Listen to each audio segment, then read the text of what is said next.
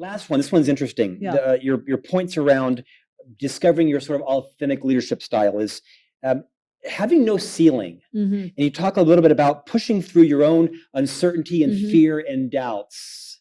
Share with us how you've lived that. Yeah. So when I started at AT&T 28 and a half years ago, I was a network architect. I had a great job. I learned early on, though, that I wanted to get closer to the business. I wanted to get closer to the customers. And so I moved into a P&L role as product manager and did a couple of operation jobs. My mentors early on told me, in order to really get a feel for the company, and if you aspire to general management, Right.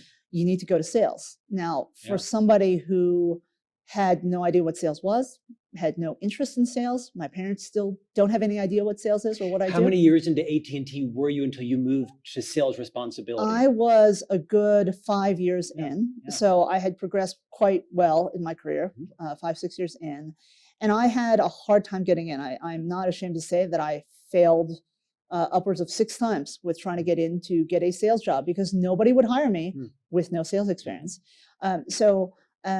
At that point, I was quite determined. It was a circuitous route. It was a kind of a curved route to get there, but ultimately through a set of different other assignments and finding someone who would ultimately take a risk on me. I was going to ask you, someone took a risk on you. Someone totally took a risk on me. And I found my professional passion, if you will, which has led me down this amazing career path. And so I am one who absolutely believes that there is no ceiling. There's nothing that you can't do if you are willing to put the work in, if you're willing to realize that there's not just one route to point A to point B. I'm proud to share with you that I'm the highest ranking woman of color in AT&T communications.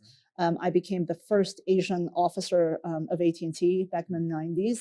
These were not objectives at all that I set out for myself.